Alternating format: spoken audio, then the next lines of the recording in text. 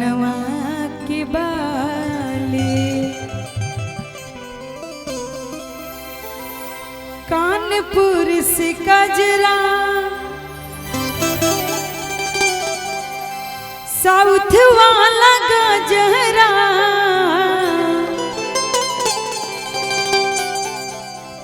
कानपुर से कजरा साउथ वाला गजरा रस उठ लाले मंगा दिए सैया हमके कनवा के बाली मंगा दिए सैया हमके कनवा के बाली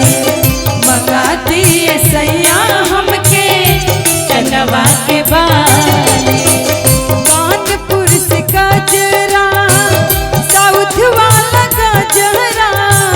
कानपुर से कजरा साउथ वाला गजरा कानपुर से गजरा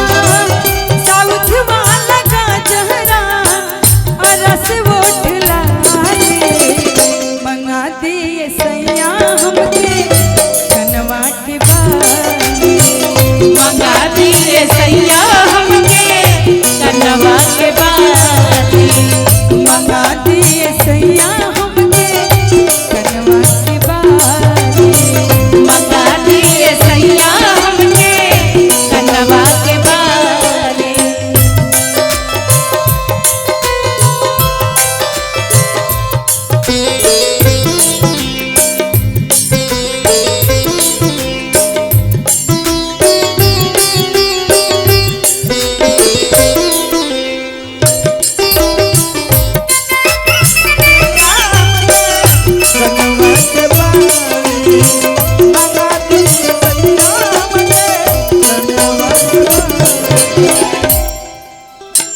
और देखी अंतरा बहुत बढ़िया बा कनवा के बाली ना कहा तरी मैचिंग ब्लाउज वाला ले लिया साड़िया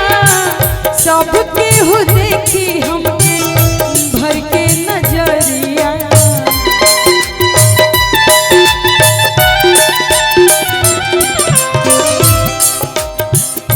मैचिंग ब्लाउज वाला ले लिया साड़िया सबके हो देखी हमके सुनाए सावरिया सुन रे सवरिया जो दिन और कहेंगे वो भैया जो दिन ले आइब तो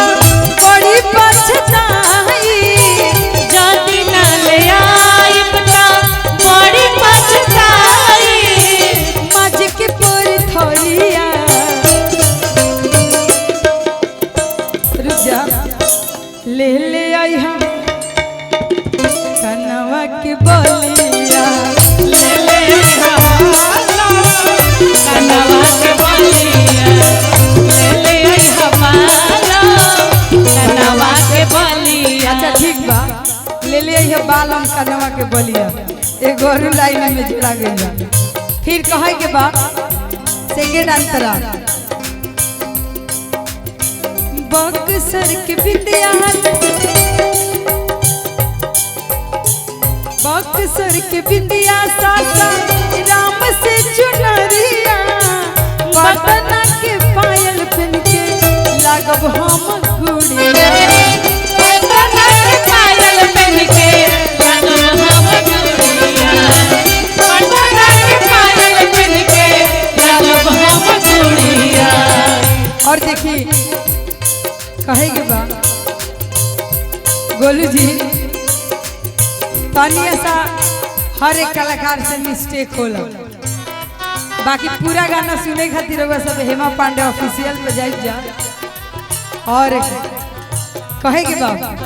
बक्सर के बिंदिया सासा राम से चुनरिया